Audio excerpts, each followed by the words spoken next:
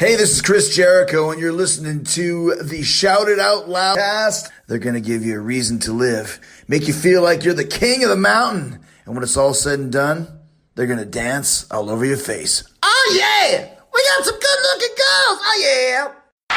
Hey, what's up there, Kiss Army? Tom and Zeus with another episode of Shout It Out Loudcast, episode 55.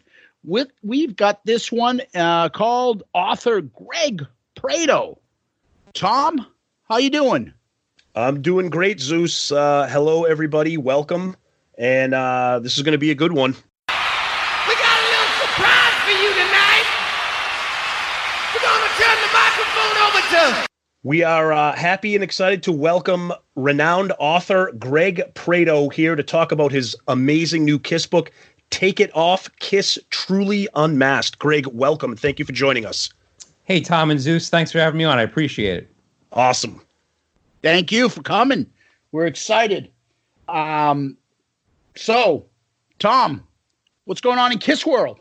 Yeah, so before we start picking Greg's brain here, with some Kiss news here, we're about a week away from us seeing the Manchester show February 1st, where they kick off the U.S. leg with Mr. David Lee Roth.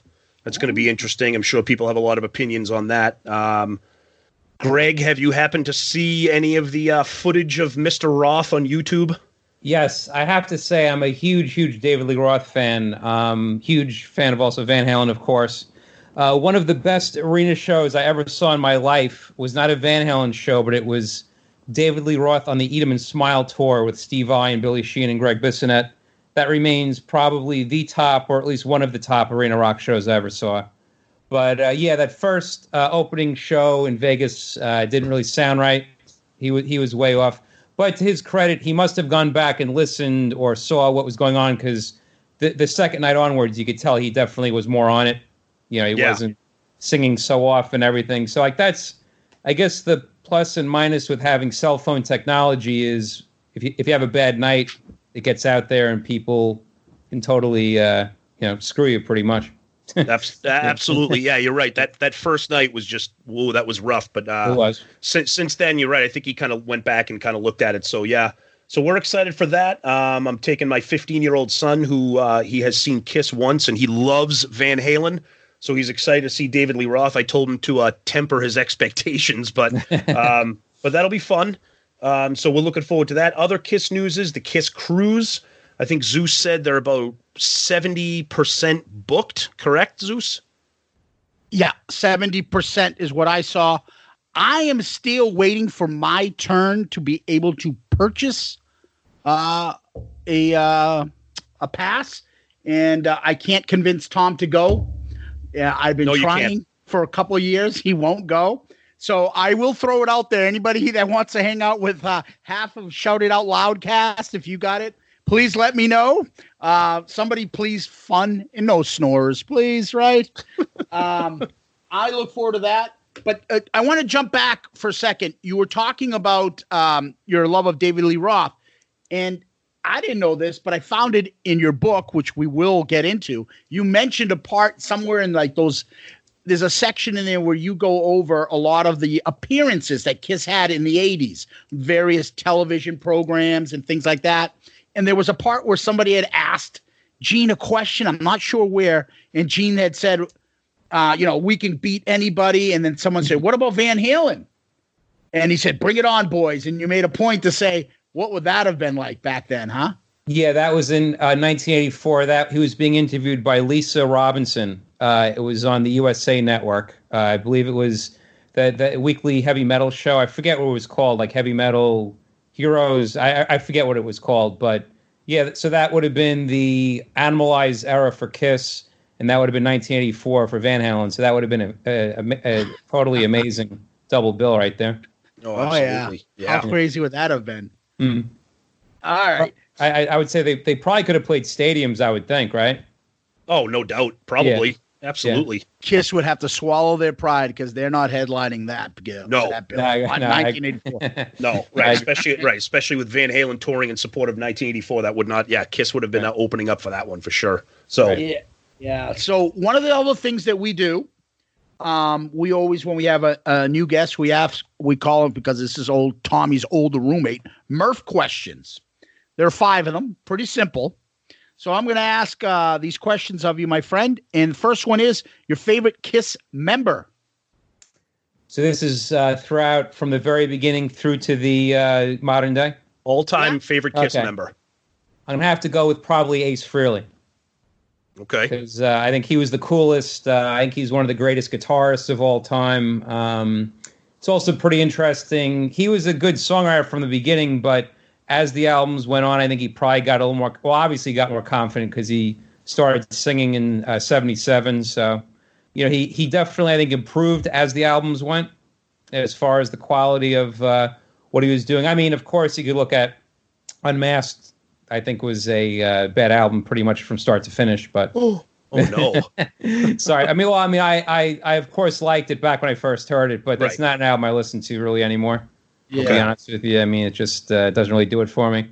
But yeah, Ace I think was the coolest of the, or Ace is my favorite of the bunch. Okay, great. How about your favorite Kiss song? Favorite Kiss song. I mean, see, the thing is, I would probably go with the live version of Rock and Roll All Night, but I mean, I've heard it so many times. If I never heard it again in my life, I would actually be totally happy with that. So I really kind of like She, I like a lot. She is one that not too many people pick. I like that one a lot. Nice. Yeah, I mean, also, yeah, I mean, I'll just, I think, go with She for now. Perfect. Favorite Kiss album? Probably Rock and Roll Over because I love the sound of it. The first album's really good too, though. That's for some reason, whenever people talk about the top rock debuts of all time, that first Kiss album gets lost in the shuffle. Yes, it does. That I think is one of the best ones. And I also really love Hotter Than Hell too. But I think the Sonics kind of make it drop down a little bit for me if I'm going to list the top. So I'll probably go with Rock and Roll Over, with also a mention of Creatures of the Night. I think is fantastic too, but I'll have to go with Rock and Roll Over since it was the original 4 members. Perfect. How many Kiss concerts have you been to? Let me think. Okay, well, the first one I saw them was Dynasty, the Dynasty tour when I was 7 years old. That was with Judas Priest opening up at Nassau Coliseum. Wow. Then I saw them on the Crazy Nights tour with Ted Nugent opening. I saw them on the Hot in the Shade tour with Slaughter, and it was not Winger, it was Little Caesar. That's who opened up when I saw them. That's who I had too. Yeah. And then I interestingly did not see them on the reunion tour, but I saw them twice on Psycho Circus, another time on the False Farewell tour. Yep. So that's 6, and then I saw them again when they toured with Def Leppard a few years back. Mm-hmm. So I think that's 7, and I've seen Ace solo probably about 5 or 6 times. And yes, I think that's it. Have you seen any of the End of the Road shows? No, I've not, because it's funny. In the 80s, I could totally accept that there were no longer the original 4, but I'm one of those guys that just kind of finds it hard to swallow seeing someone else dressed up as Ace and Peter. But okay. I mean, fair enough. But I mean, I don't hold it against people that, you know, enjoy it, because I do hear I have a lot of friends that have seen them on this last go around, and I've heard nothing but very, very positive things about it. But just for me personally, it's just not for me. Fair enough. Oh, that's cool. Good. You don't stomp around and bitch about it like some famous Kiss fan does all day and make it like a big point to say that, you know, it's not the same, it's not real. But I'm glad, you know, if it's not for you, that's just it. But it's for some other people, you know. Right. Do you have a favorite Kiss memory? Let me think. Kiss memory. Well, I know how I first discovered them was going to my bus stop, and I had a friend who was a year older than me who had an older brother, and he brought his Kiss trading cards to the bus stop. Oh, yes. So that was pretty much my whole entire intro to Kiss. But that's a good one. Also going to see that Dynasty show was a good one. And also for Christmas of 1979, Santa was in a very big Kiss mood because I got Kiss Double Platinum on cassette. I got Kiss Alive 2 on 8-track, and I believe I got the Paul Stanley doll, if I'm not mistaken. Oh, nice. Yeah, so, and I may have gotten one or two other Kiss things, too, but I know that was a pretty Kiss-heavy Christmas for me. Excellent. Isn't it funny? That's our wheelhouse, too. So me and Tom are both like 46, and we always talk about, like, what were our parents thinking? Like, getting us into Kiss. And it's like when we turned like 8 years old, like, Kiss is we're too old for Kiss now. Like, we went through that stage where, like, from 5 to 7, you can remember Kiss in your life, which is amazing. How many kids nowadays know about rock, like a hard rock band? They could say, yeah, my parents got me into Metallica when I was 5, right? Right. Yeah. So that's great. Awesome. All right. So thank you for answering those. Tom, you want to go into our discussion in the book? Want to start us off? Yeah, so like we said, Greg is a renowned author, primarily music, but he does have a history of some sports books too. So, Greg, before we jump into this book specifically, why don't you take a couple minutes just to talk about just your background, the kind of books that you've written, some of your specialty areas, and what are some projects that you might be having coming up? Sure.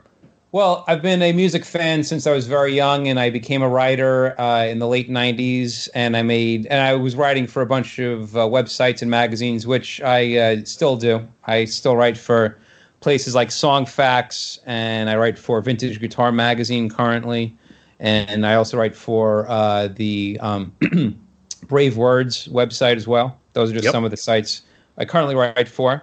And in 2008, I started writing books, and I've been lucky so far. Every single book I've ever done has been a subject that I was a fan of, and that I also wanted to see a book out there, but there was not a book out yet. Or if there was a book, I just either hadn't read it, or if I read it, I just wanted to try something a little different, maybe come at it from a different angle. So over the years, because I'm a Kiss fan, I did a book called the Eric Carr Story that came out about 10 years ago. That was my first Kiss book. And then I've done a bunch of other books. I did a book called Grunge is Dead, because I'm also a big fan of Soundgarden and Nirvana and all those bands. And I've read that a while back. And I've read that. I've read that book, and it's fantastic. I was just going to give you a little props on that. That's a terrific book. Thank you. I appreciate that. And I also did a book. One of my favorite rock singers of all time was Shannon Hoon from the band Blind Melon. That was my first book, called A Devil on One Shoulder.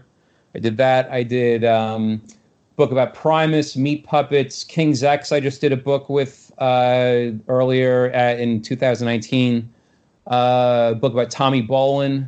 I've been doing a lot of books. And then, like you said, I am a big sports fan as well. And my 3 teams are the Mets, Jets, and Islanders, which are probably the 3 most torturous you could possibly root for. That just when you think they couldn't torture you more, they somehow find a way to kick you in the private parts even harder, repeatedly over and over again.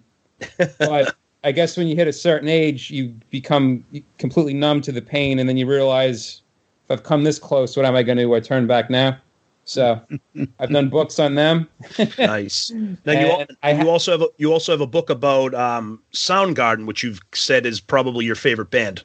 Yeah, well, no, my all-time favorite band, I'm going to have to go with Queen. And I actually did a book. Yeah, I did a book about Queen a while back. But Soundgarden is my second favorite band of all time. Yeah, it's called Dark, Black, and Blue: The Soundgarden Story.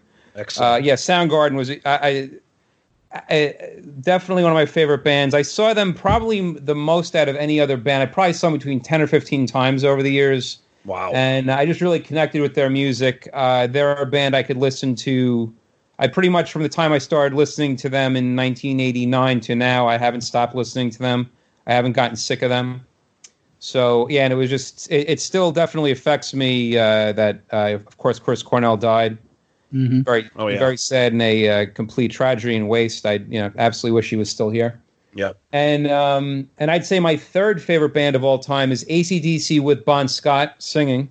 And it just so happens next month is the 40-year mark of his passing, and I have a book coming out called A Rock and Rollin' Man.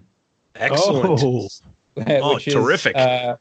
It's comprised of interviews I conducted for the past year with all people talking about what made Bon Scott so unique and such a legend. And I interviewed Phil Anselmo from Pantera. I interviewed Scott Gorham from Thin Lizzy, KK Downing from Judas Priest, Tony Platt, who engineered Highway to Hell and also Back in Black. Also, who else did I speak to? Several other, pretty big, rock people. I also interviewed Simon Wright, who played drums in AC/DC, not when Bon Scott was in the band, but in the 80s. But he has some very interesting perspectives, just, about talking with Angus and those guys about Bon and some pretty interesting things he heard behind the scene. Excellent. So yeah, that's coming out next month. Now, Awesome. a couple things I want to jump on. Now, you also did something on STP. I think Scott Weiland, right? Yes, indeed, I did. Yeah, I was really upset with his passing. Sadly, me, like I'm sure a lot of people, I wasn't totally surprised by his passing just because of his history with drugs and everything. But when that book, when the news broke that he passed away, someone posted on my Facebook page how much they enjoyed the book I did about Shannon Hoon and would I ever consider doing a book about Scott Weiland. And I thought that was a great idea, but Scott Weiland had already written a book about himself. So what I did is I took it from a different perspective and I interviewed a bunch of people that worked with him or were fans of his work. So I was able to get some pretty cool perspectives. I interviewed like the directors of the Stone Temple Pilots videos, like their really, really big videos from early on. And I interviewed some of the album producers and people that played with him. So yeah, you get a very human, honest perspective of Scott Weiland in that book. Unfortunately, there's a lot of guys on these lists, great musicians that have passed that you've done. Shannon Hoon, Scott Weiland, Chris Cornell. Did you do something on? Did I read that correctly? Rainbow.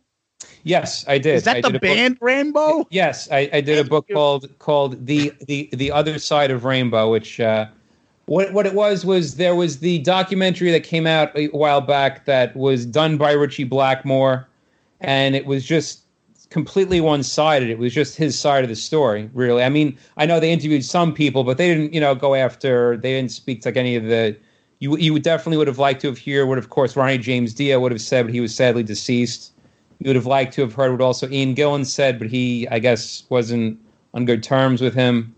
And also the people that they did speak to, it was so edited that, I don't think, for instance, Joel Turner really spoke his mind, and they didn't even speak to Graham Bonnet in that. So with that book called The Other Side of Rainbow, the reason why I titled it is because I spoke to all the other people that were not part of that documentary, so you get the other side of the story.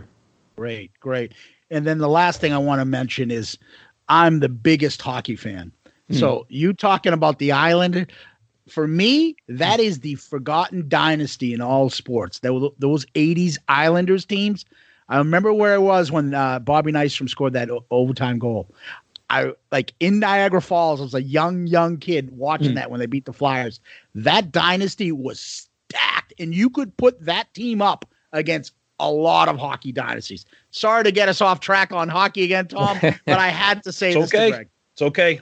Real quick, I grew up loving the Islanders. I used to get tickets to see them play at the Garden just so I could watch Mike Bossy play. Oh, but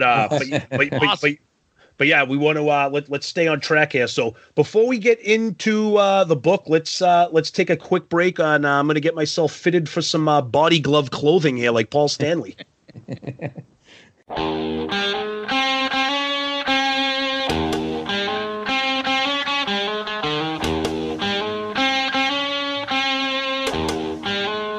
And we're back, and I got inspired by Greg's book, so I put a hash mark on the fart chart like Eddie Kramer does. What a story that is. That is so random, but isn't that? I was, when he told me that, I was so taken aback that usually if someone said that to me and I was expecting it, I would have probably peed my pants with, laughing. But I think I may even had him repeat what he said just to make sure I heard him say the word fart correctly. But we're mature here at Shout It Out Loudcast, so Oh yeah. So why don't Tom, why don't we go start? ahead. Why don't you start? Yeah, why don't we start from the top? So Greg, talk to us about This book is fantastic on many levels, but primarily because it covers a topic that no other Kiss book has. And Zeus and I, you probably can see behind his chair a little bit, he's got a mountain of all the Kiss books. We've read them all, and this is unique. So tell us what prompted you to say, I want to do a book about the unmasked, non-makeup era of Kiss. Right. Well, yeah, well, this book, and I should probably say the title of it, it's Take It Off, Kiss, Truly Unmasked is the name of the book. And it has a foreword by Chris Jericho of Fozzy fame. And it also has a afterword by a chap by the name of Andreas Carlson, who people would probably know. He had a big hand in Paul Stanley's solo album called Live to Win a few years back. Yep. Yeah, so, yeah, the reason why I did the book is I could one of the things is part of my job, I guess, as a book author is I try to kind of get a feel as to maybe like a topic that is maybe is kind of gaining interest out there. And it seemed like over the last few years, I could definitely get a pulse by people talking a lot, or there was at least a buzz about non-makeup era Kiss again. I think that's due to the fact that Bruce Kulick doing those non-makeup era sets on the Kiss cruises and getting such a great feedback. That has a lot to do with it. Also, Kiss still to this day does a handful of the non-makeup era songs live. And if you go on Spotify in the top 10 Kiss listened to songs, 3 or 4 of those tracks are from the non-makeup era. So from those 3 things, I could definitely get a feel that I thought the time was right to do a book about the non-makeup era. So, I'd started work about 2 or 2.5 years back. And Jawbone Press is a publisher I've worked with in the past. I did a book called Shredders a while back, which was about all the shredding guitarists. And for that book, I actually interviewed both Ace and also Bruce. And then I did a book called the Yacht Rock book for them. Ooh, excellent. And then I did a book earlier in 2019 called King's X, The Oral History. I'm a huge fan of that band. Yep. And Jawbone Press did a great job on all those books. I went to them with this book idea, and they were all for it. And again, they did an outstanding job. I think they did a great job designing the cover, putting the photo section together. One thing I have to say, if any potential writers are listening to this, I have nothing but positive things to say about Jawbone Press. They pretty much let the author have the final say with everything. They'll make some suggestions, but really they let the author have. They let them stick to their true vision, which I really can't say enough nice things about Jawbone Press for doing that. Perfect.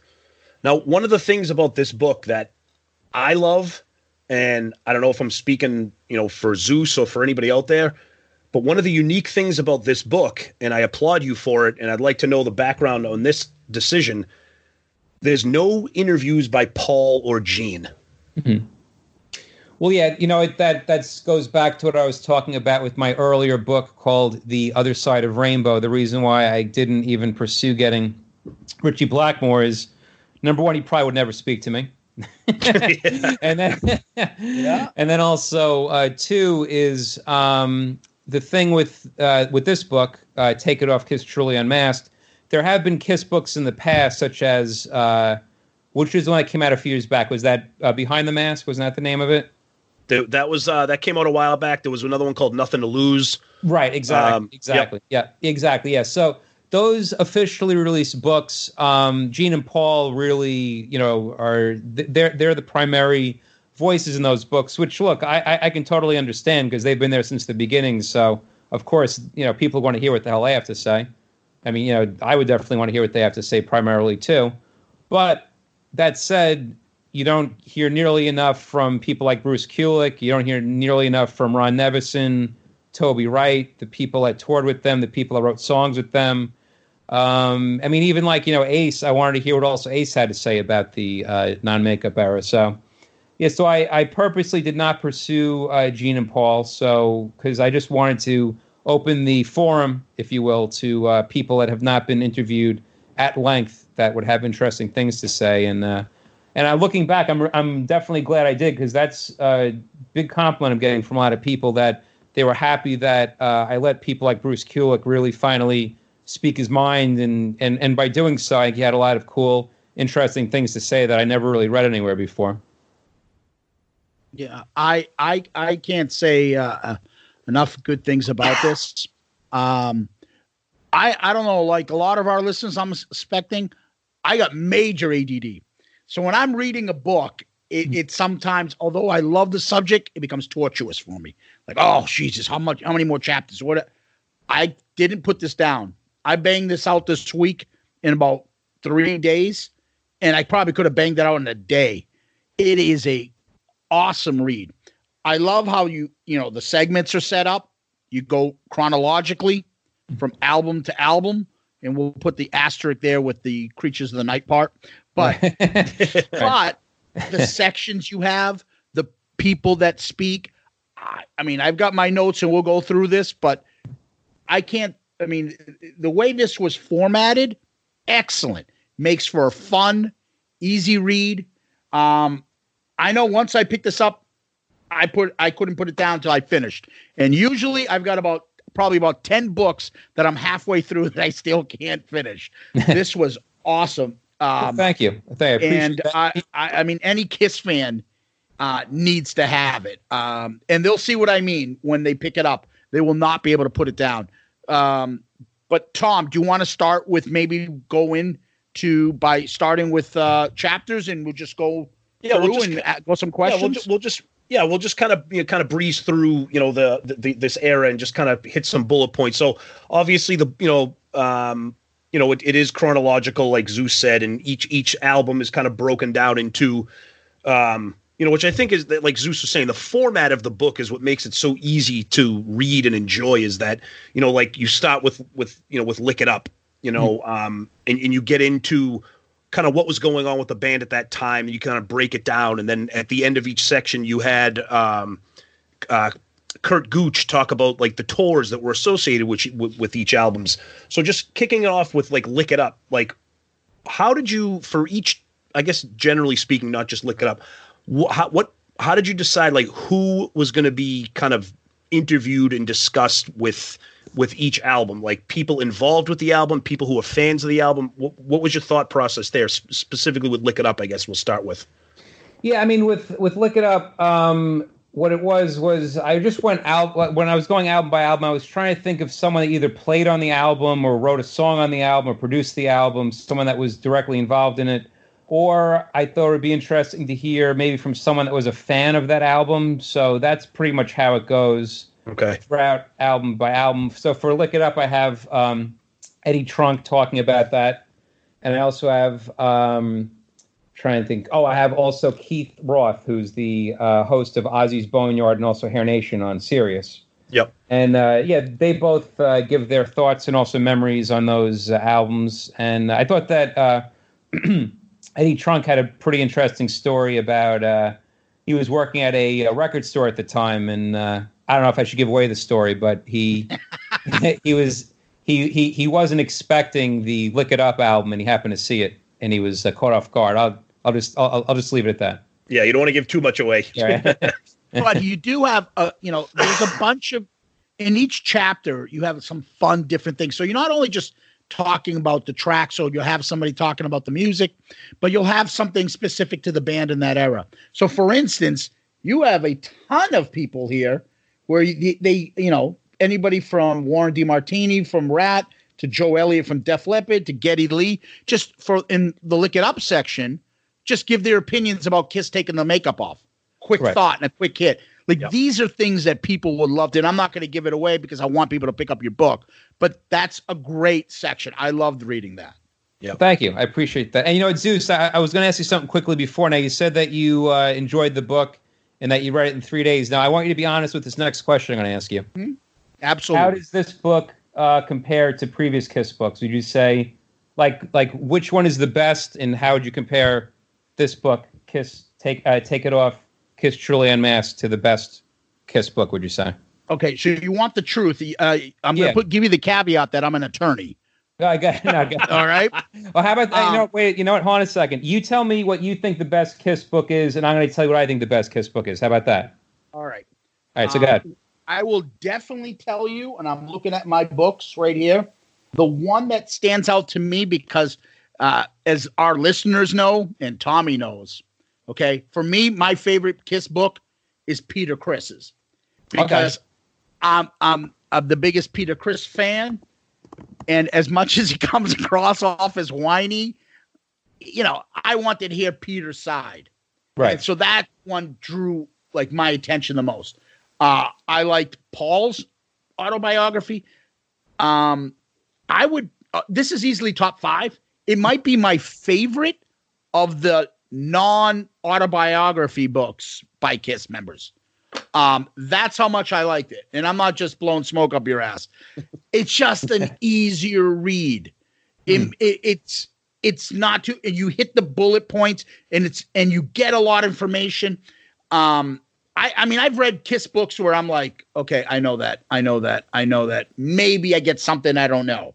Right. But this, every chapter I pick up something new and interesting or funny, or I love hearing other people's opinions about stuff.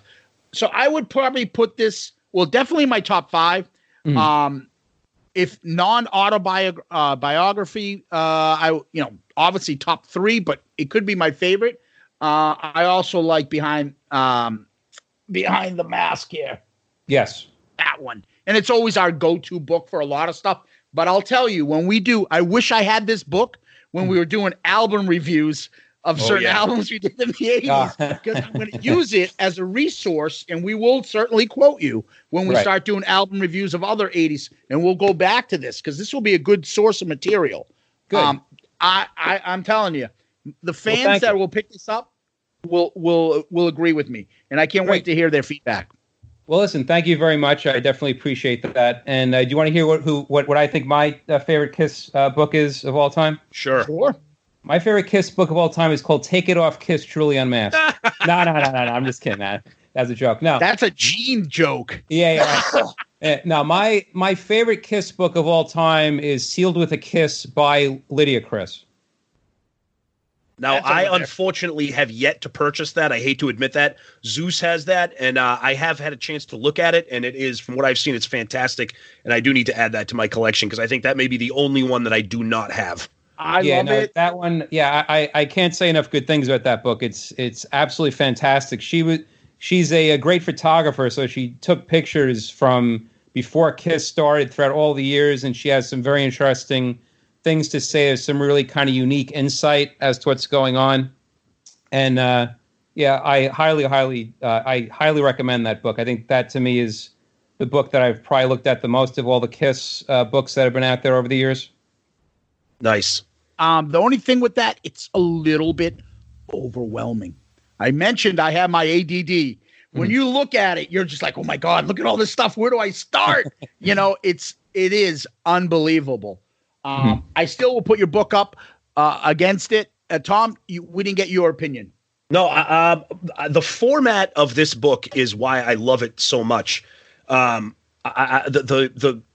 not just an author just writing. It's interviews, it's insight, it's things taken from a different angle. It's your opinion, it's experts' opinion, it's DJs, musicians, producers, writers, fans, and I think it's put together in such a way that, like Zeus said, and I think the thing that I like about this book is it has that rare ability where you can go back and read it again.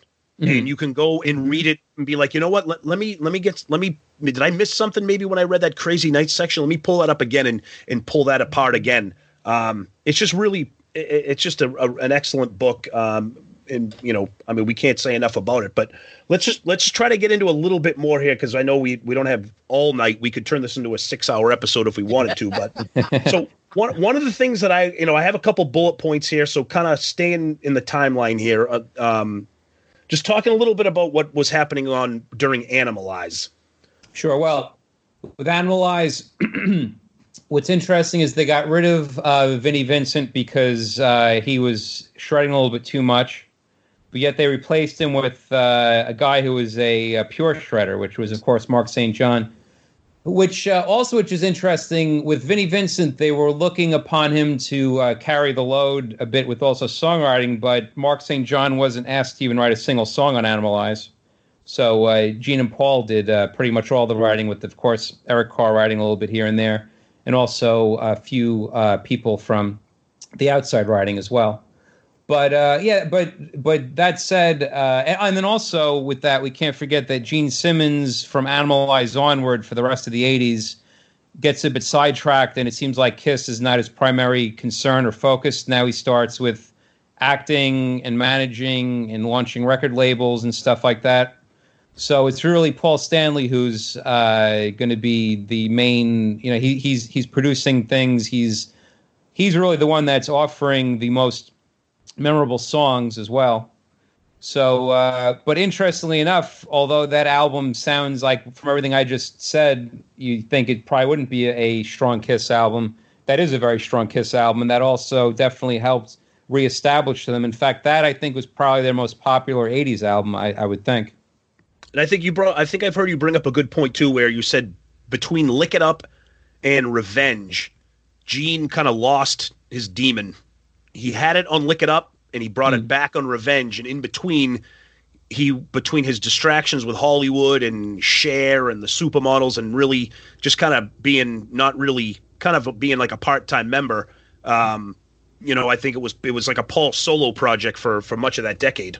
It was, yeah. I mean, absolutely, you could tell that Paul was calling the shots. I mean, even from the way that they were, even the fashions and how they looked, it was definitely more like, it seemed like Paul type fashion. I mean, like Gene Simmons has absolutely no place putting rouge on his cheeks and pouting his lips. Whereas though, I mean, to Paul Stanley's credit, like he, obviously can get away with that because even with the Star Child persona, that was always a flamboyant type of thing. Whereas Gene Simmons was the complete opposite of that. He was the demon and all that type of stuff. So yeah, I mean.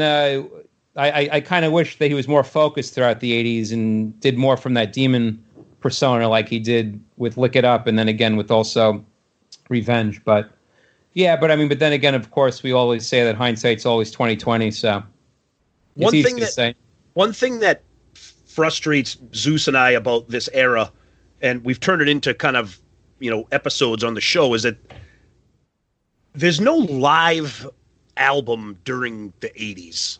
And in the 80s, they had the Animalize uncensored live DVD thing where they played every song like 1,000 miles an hour. Right. Can you talk a little bit about that and about that DVD, that performance, and why? Did you have any information from anybody about why they didn't want to make a Live 3 at that time with Eric Carr? Because sadly, Eric Carr never got to make an appearance on a Kiss Alive record. Yeah, I honestly don't know why they didn't do that, and I know that Bruce talks a little bit about it in the book. But he just said what you just said, that what really sticks out with his mind with that whole thing was that the tempo, I think his quote is that the tempo was off to the races. Yep. Was what he was saying, and because it really makes no sense. If you think back to the year 1986, there wasn't one single Kiss release. That would have been a perfect time to put out a live album. I guess also you can make the argument that the mid to late 80s, the live album was pretty much dead. It wasn't a very popular album. And the only live albums I could really think as far as heavy metal from that time were the Scorpions Worldwide Live.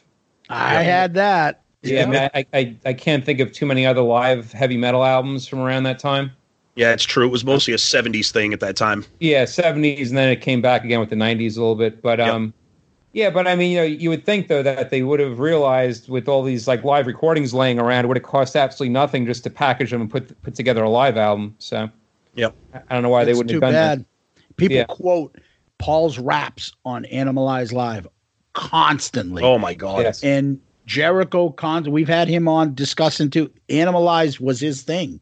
And a lot of people, that was their thing. And I'll be honest with you, and I've talked about it on our show before, that's what got me my second act with Kiss. I went to Detroit to visit my family, and my cousin had Animalize Live on. I was like, what the hell is this? And it's like Paul in leopard print pants shaking his ass and playing Fits Like a Glove. And I'm like, holy shit. And I didn't know Kiss had, I thought they disappeared. But you wouldn't think, like, getting reintroduced to Kiss, seeing that video, you'd think Kiss was the biggest thing in the world. Because they didn't, like, that video didn't make them seem like they were small. They made it seem like they were still just as big. And God bless them. It would have been great to have that on a CD or a cassette at the time, to have that going around. But one of the things I wanted to mention is I think it was in the Animalize section. You brought up a funny point, and I didn't know this story, that Paul didn't know that Thief in the Night was already on the album that Gene produced, right, for Wendy Williams. Correct. Yes. Yeah. I interviewed. I interviewed the songwriter Mitch Weissman, who is the co-writer of that song, and he also co-wrote a couple of songs on Animalize. He co-wrote "Get All You Can Take" and also "Murder in High Heels." He wrote. Yep. And he brought, and I never even thought of that, but yeah, he brought up a good point that Paul wasn't very happy when he found out that that song had already been recorded elsewhere. But yeah, Paul's really paying attention to Gene's career, I guess. Yeah, right. That's funny. Do you want to move on to Asylum, or do you have anything else? Well, no. I was just going to kind of segue into Asylum, and what follows is like you've mentioned before, and you've talked about it. It's in the book about how in the 70s, Kiss were leading the way. They were the trend setters, where then the 80s come around and it's reverse. Kiss is the trend followers. And you see that with an album like Asylum, which is kind of like their glammy image album. Crazy Nights is their poppy, trying to chase the Bon Jovi, Def Leppard stuff. You kind of go into the hot and the shade. So you can see that at that time, we're Kiss fans. We love those albums, but you can see through them as to what they are. Right. Yeah, absolutely. When you look at them back today and everything, yeah, absolutely. Now you can see what they are. Yeah. Zeus. Oh, so when I'm, skipping through this and I looked at the front, and yeah, it is something that I always picked up on. And you mentioned it in the book about the Asylum lipstick matching the color of the solo albums. And that is a big problem for a lot of people. The album cover. Yep. Yeah, and then we're going to be skipping. I'm skipping ahead with this next comment, but the whole controversy surrounding the Rise to It video, where supposedly they wanted Bruce and also Eric to wear the makeup. I mean, well, with Eric, I don't know, it would have made sense for them to have him wear his Fox makeup, but there was a rumor circulating that they wanted them to wear Peter and Ace's makeup, which I could understand why Bruce didn't want to do that. Yeah, that would have been an issue for sure. Jesus. Yeah. Wouldn't that have been great though to get it out of the way back then before they put it on, just in the video, to feel the fans' reaction? And maybe if they got backlash, they would be like, all right, we can't, when we do the reunion and after Ace and Peter left, all right, we can't put these guys in the makeup. Remember what happened when we tried it on Rise to It? Right. People revolted, and maybe they didn't, Right. Maybe they wouldn't do it. You know what? I'm actually going to give you guys a tidbit that I have never said before in any of the interviews I've done while talking about this book. Oh, boy. One thing that I regret, there is one thing that I wish I remembered to ask in this book, and it was when I was interviewing Bruce Kulick. I should have asked him if he was going to wear makeup, what he would have done or what his design or anything like that. That's something I wish I thought of at the time. That's probably... I tried to be very thorough with this bloody book, and that's one thing that, of course, there's always one thing that after the book comes out, you're like, I wish I had, I wish I remembered that, but I guess you can circle back to it later. Wait. Yes. Now, speaking of, we briefly mentioned the Rise to It video with the makeup, and I remember at that time I was flipping out. I'm like, Kiss with the makeup and the makeup. Now, there was a section in the book that obviously we don't want to give too much away because we'll just kind of briefly cover it. But there was something in there about a potential reunion rumor that was happening around that time. Correct? Yes, I remember. I'm pretty sure the first time I heard it was back then, around 89 or 90. I don't know if like Rip Magazine or some magazine leaked a rumor that there was talks or there was plans for Kiss to reunite. What it was going to, the lineup was going to be Gene, Paul, Ace, and also Eric Carr. Wow. They were going to put back on the makeup, and they were going to do would have been a Unmasked Through Creatures era type reunion of that lineup. Wow. But and there's also, I know there was a book written about Ace Frehley a while back. It wasn't Ace's book. It was someone that knew him or something like that wrote a book or something like that, and he even talks about it in his book. I think that he was like at Ace's house, and he claims he overheard a phone conversation that Ace was having with Gene or something like that that was in talks, but that didn't happen. I don't know if it had something to do with Eric's health was starting to fail him around that time. Yep. Sadly. Yeah, exactly. Maybe that had something to do with it, or just maybe they realized that that if they were to do it at that point, it wouldn't have really done as well because I think it still was a little too fresh. I don't think that enough time had passed at that point. I think if they did that at that point, it would have done okay, yep. But it wouldn't have done as well as the reunion tour did in 1996. Yep. Yeah. Another great part, another story you tell, and I think Brett Fritz talks a few times in the books, gives a couple different chapters, but a real good touching story was him talking about meeting his hero at the time, Eric Carr, and being able to come up to him and then talking to the drum tech and then going up to him, and Eric just, I don't want to give too much away, but Eric just being Eric Carr. And right. Yeah. It's a real touching story. I loved hearing it. And then he ends up playing with Bruce in Union, right? Yeah, it's crazy. And of course, he's currently playing in Bruce's solo band as well. Yeah. And he has a few different sections in the book as well. He does. Right? Yeah, he talks about Asylum and he talks about Hot in the Shade. Perfect. Awesome. Tom. So I wanted to, if you had anything more, Zeus, about those specific things, I just wanted to, before we, run out of time, I just wanted to ask a couple things about Revenge, if I can. Okay. So that's my favorite lineup other than the original, that Revenge lineup.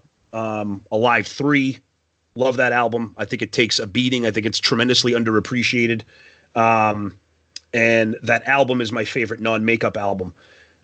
You had a couple of interesting comments in there about the title of the album, meaning what was Kiss's intention with that album title? Was it who talk a little bit about that? Like, who were they having? Was this revenge on their fans? Revenge on the people that kind of gave up on them in the 80s? What do you think of that?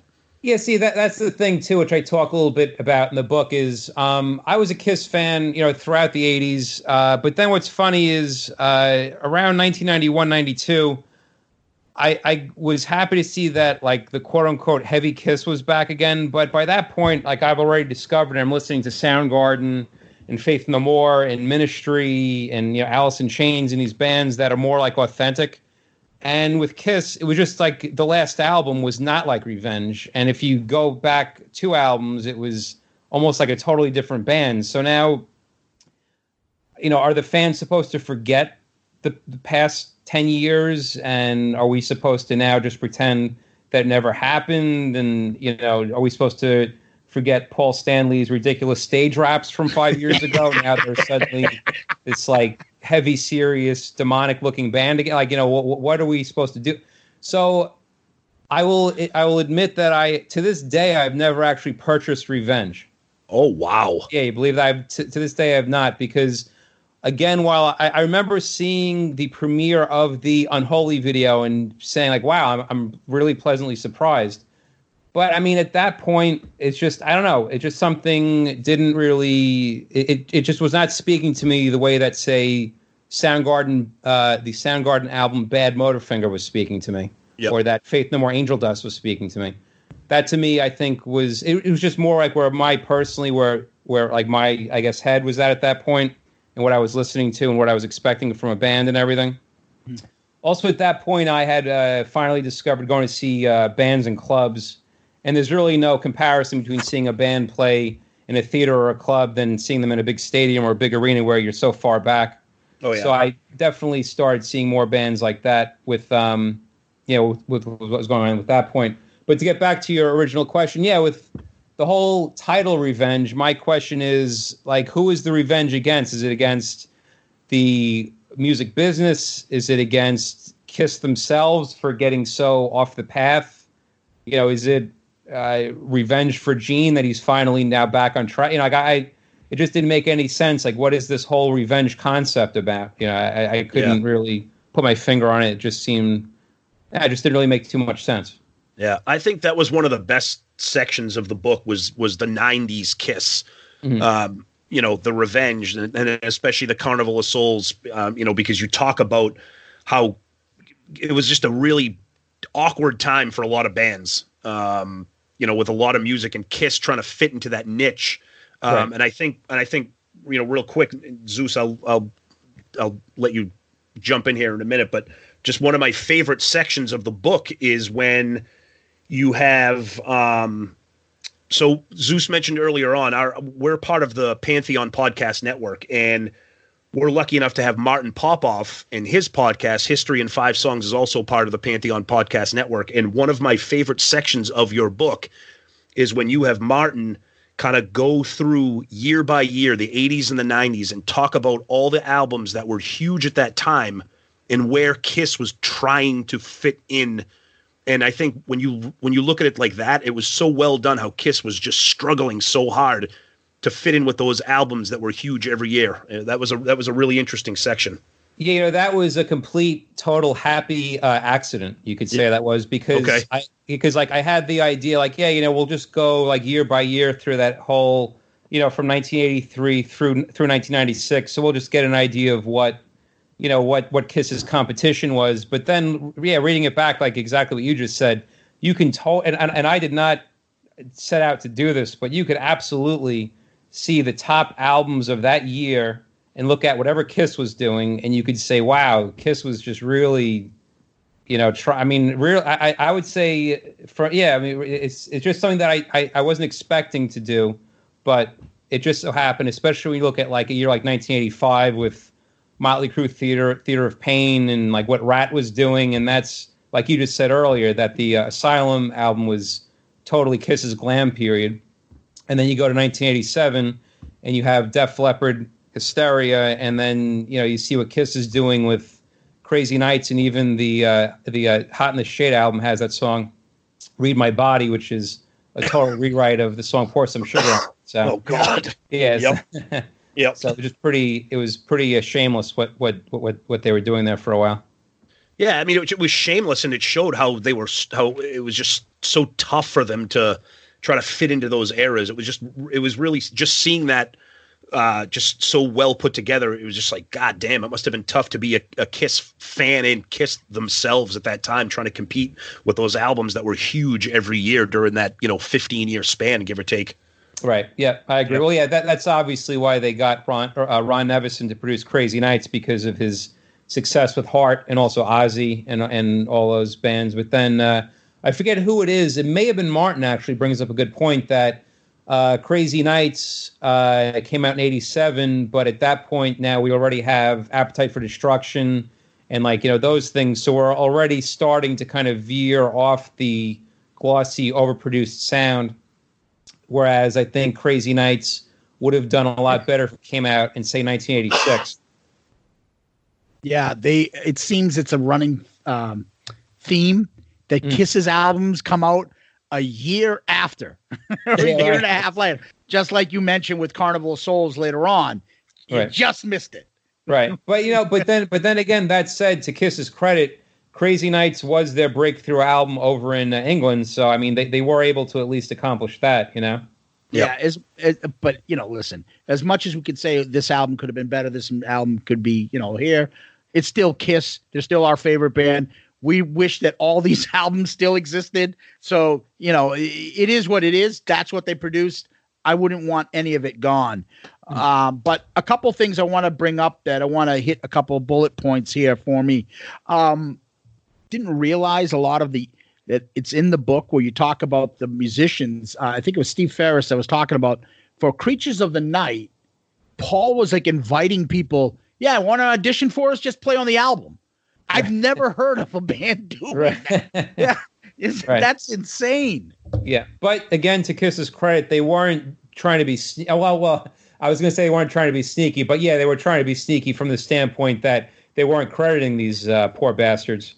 But but Steve Ferris very clearly says that he was paid and everything. It wasn't like, oh, play and we'll get back to you and you're wondering where the hell the money is. Like he said, no, they were very clear that we're going to pay you and everything. But it was clear from the beginning that I guess they were not going to get credited though on the album. But since then, with subsequent pressings of the album, Kiss I think has done the right thing, and I think probably has properly credited a lot of the people.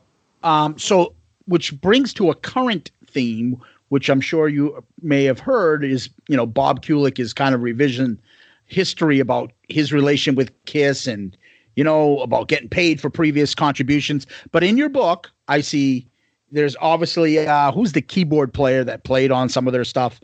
There's Derek Sherinian. Okay. Yep. The bassist guy with the big mohawk, Gene. I can't even say Jean Beauvoir. Jean Beauvoir. Yeah. You've got Mitch Weissman. There's a few other people that talk about being on Kiss albums in this book, but they don't have any grudge. Mm-hmm. They said it was Kiss treated them fair.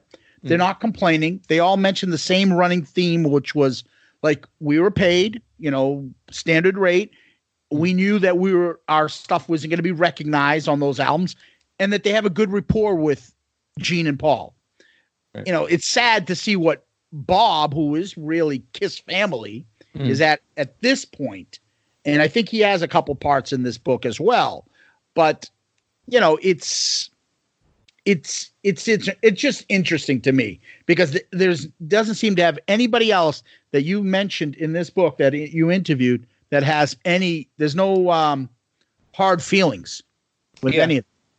Yeah, I mean, especially with this book, I can't think of one single person that has anything bad to say about their dealings with Gene and Paul or Kiss. Yeah. They were all pretty, happy, and they all were very grateful to get get that opportunity. Even, for instance, Steve Farris, who wasn't really properly credited. Yeah, Steve Farris, great. Yep. Yeah, he even has nothing but positive things to say about them. And he even said, after he tried out, he played on the title track for Creatures of the Night. Yep. And there's actually a pretty good story in that the great Eddie Van Halen came to visit Gene and Paul while they were recording Creatures of the Night, and they played him a little bit of that track, and Eddie Van Halen heard that solo, and he's like, "What are you guys doing? You should just hire that guy. That guy's great."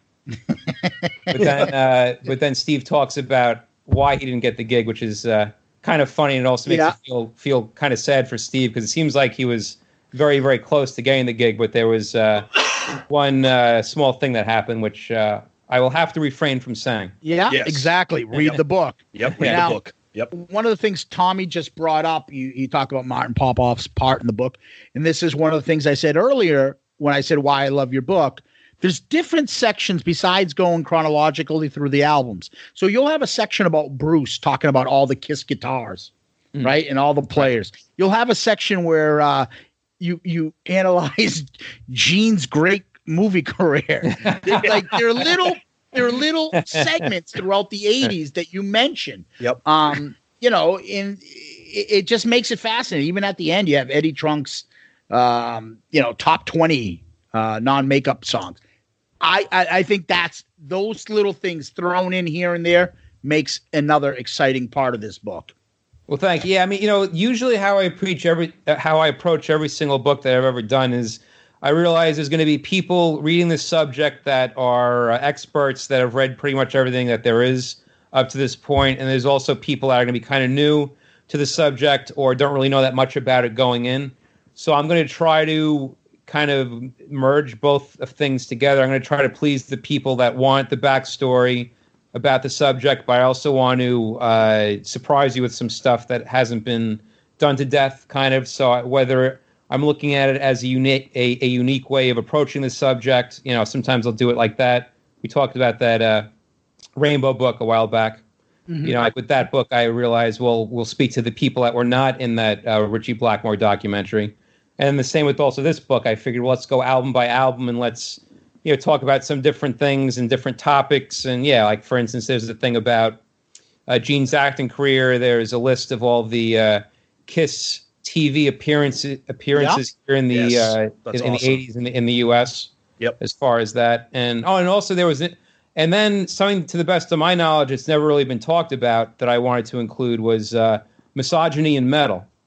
Concerning 80s. I interviewed Catherine Turman, who's the author of a great book that came out a few years back called Louder Than Hell, which is an oral history of the entire heavy metal genre, which is great. One of the greatest rock books ever written. Yes, absolutely. Absolutely one of the best.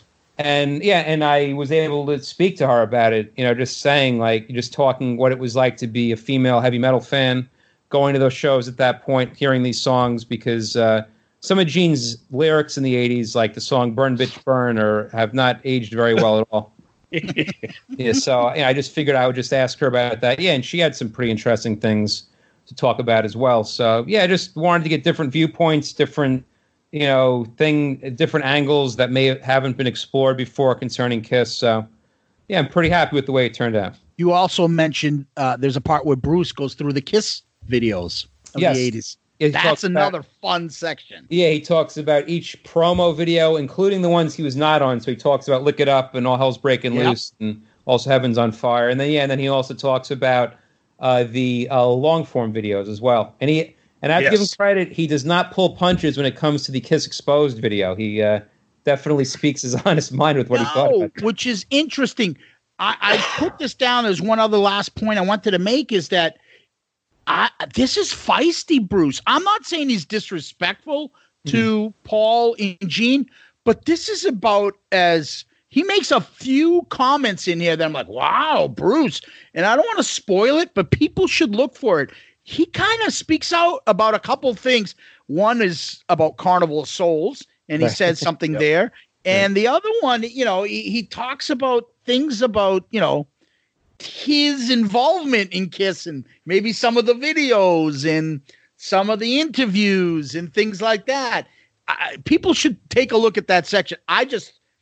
It's refreshing because you don't usually get that from Bruce.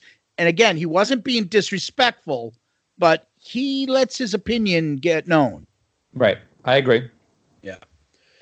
Well, we could continue talking about non-makeup Kiss forever, but Greg, where can people find you on social media? Where can they track down this book and all of your other books? Yes. Well, you can find this book and all the other books that I've done. I've done 20-something books, by the way. I'm always writing. Wow. Okay. You can go on the popular website, Amazon.com. Just do a search for Greg Prato. Can you say that again? And you can do a search for Greg Prato, Prato. And yeah, you can find this book, the Take It Off Kiss Truly Unmasked book. You could also find the Eric Carr story book and all my past books there. And they're always on sale, it seems like. Somehow Amazon always gets pretty good prices for the books. Yep. And also all my books are available through Kindle. You can get them through a Kindle download thing. And like I said, I'm constantly doing interviews and write-ups for magazines and also websites. And I'm always posting them on my Twitter page, which is twitter.com/Greg Prato Writer. That's GregPratowriter. And yeah, I'm always posting my latest things there. And like I said, this year, the next book is going to be a book about Bon Scott to tie in with, sadly, 40 years since his passing, called A Rock and Rollin' Man is the title of that book. Fantastic. Awesome. Well, we should definitely have you on when we do. We'll probably review the Eric Carr story, the book as well, and bring you on for that. Great. If we're lucky enough to have you back, if time permitting for you, because I know you got a lot of stuff coming out, so that's great. Tom. Yeah, so people can find us. We're all over social media: Twitter, Facebook, Instagram. Our podcast can be heard pretty much everywhere. As mentioned earlier, we're a proud member of that Pantheon podcast with the great Martin Popoff, who makes an appearance in this book. iTunes, Google Play, Stitcher, Spotify. We put the audio up on YouTube. Every platform under the sun. We're lucky enough to have Pantheon help us with that. So yeah, you can find us anywhere. Our email is shoutitoutloudcast@gmail.com. Reach out to us, give us some feedback on this episode, on the book. Let Greg know what you think of the book. I can't say it enough. And, Zeus and I were talking about this before. It really is a terrific Kiss book, Greg. It's something that you should definitely be proud of because you have just nailed this era and added in all those extra tidbits. Kiss fans love to consume Kiss information. And this book has that in spades. It's excellent. Thank you. I definitely appreciate all the kind words tonight, guys. Yes. Thank you so much for taking the time to join us. We had a blast And Zeus, what do we got? So I want to echo Tom's sentiments. Thank you for coming on. We really appreciate it. It's been a blast. I always learn stuff when we have guests, but even today, the stuff that you talked about and discussed, but there is plenty of stuff we didn't get to. Oh God, yeah. And there is tons of it in the book. So anybody listening, go get the book and tell us about it. Tell us your thoughts, because you will, I guarantee you will come back and be like, thank God you guys talked about this book, because this book is something you will not be able to put down. Yep. So now, in the end, we always end with famous last words. I think you have a couple unique ones for us today, Greg. Yeah, so the rule is that you have to mention a Kiss lyric pertaining to a topic, right? Correct. Please, Go ahead. Well, my topic is going to be the hit book, Take It Off, Kiss Truly Unmasked. Okay, so my quote, and I'm going to be incorporating Kiss lyrics into this. Here we go. Oh, boy. For some, Paul Stanley's stage raps during the non-makeup era may have provided some thrills in the night. But in hindsight, it was like a never-ending race, like a time without a place, a pointless thing devoid of grace. Oh, wow. Well done. Wow. Well done. I don't have any poetry. I don't have anything that poetic, but I'm going to do some famous last words from one of the much maligned non-makeup 90s Kiss albums. Pull a deep cut off of here. From Mr. Paul Stanley. You were in the right until you're left stuck in the middle. I still wonder why you gave it all for such a little. I'm one of the rare people that still like Carnival of Souls. I'll take that beating. That's okay. Zeus, finish us off. So push over, Bob Dylan. Here we come. Read my body. Are the letters big enough? Read my body. Do you like the book of my love? Read my body. Turn the page. Get to the good stuff. Perfect way to end an episode about a book. Excellent. That's right. Greg, thank you again so much for taking the time. We appreciate it. We had a lot of fun. We hope you did too. Thank you, buddy. Thank you, Tom and Zeus. Thank you, Greg. Thank you, Tom. Thank you, Kiss Army. Peace out, Girl Scout.